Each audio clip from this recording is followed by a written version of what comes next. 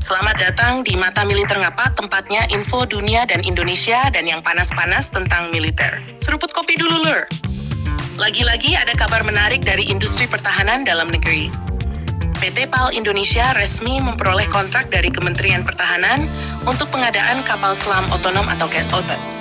Kabar ini menandai bahwa program yang sebelumnya masih berada pada tahap prototipe, kini telah memasuki fase operasional dan siap dikembangkan dalam jumlah yang lebih besar. Kalau sebelumnya banyak yang menganggap proyek ini hanya sebatas demonstrasi teknologi, kini situasinya berbeda.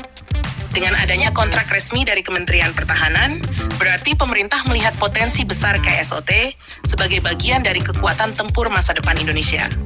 Menurut CEO PT PAL, Kaharudin Djenot, versi KSOT yang akan diproduksi memiliki ukuran lebih besar dibandingkan prototipe yang diuji sebelumnya.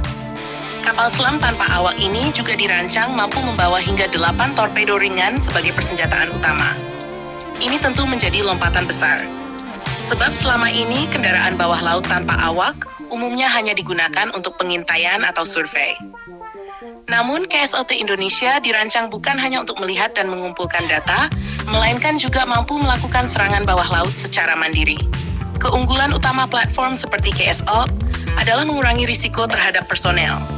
Dalam operasi tempur bawah laut yang sangat berbahaya, biasanya awak kapal selam harus menghadapi ancaman torpedo, ranjau laut, hingga sistem deteksi musuh. Dengan kapal selam otonom, risiko terhadap prajurit dapat ditekan secara signifikan. KSOT memanfaatkan teknologi kecerdasan buatan untuk membantu navigasi, identifikasi target, hingga pelaksanaan misi.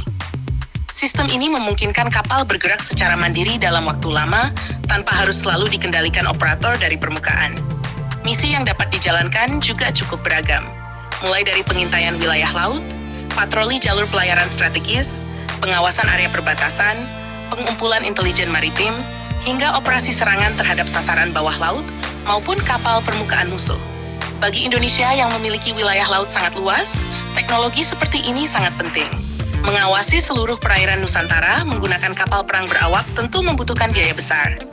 Dengan KSOT, pengawasan bisa dilakukan lebih efisien dan dalam jumlah yang lebih banyak. Yang menarik, KSOT disebut mampu membawa hingga 8 torpedo ringan. Jumlah tersebut cukup besar untuk ukuran platform tanpa awak.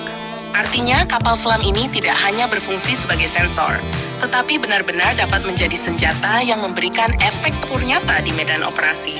Dalam uji coba sebelumnya, KSOT berhasil meluncurkan torpedo ringan. Keberhasilan tersebut menjadi bukti bahwa konsep yang dikembangkan PT PAL bukan sekadar teori di atas kertas. Sistem peluncuran senjata telah diuji dan menunjukkan hasil yang menjanjikan. Jika nantinya diproduksi dalam jumlah cukup banyak, KSOT dapat digunakan untuk membangun jaringan pertahanan bawah laut yang sulit diprediksi lawan. Musuh akan menghadapi tantangan besar karena tidak hanya harus mendeteksi kapal selam berawak, tetapi juga puluhan platform otonom yang beroperasi secara tersebar.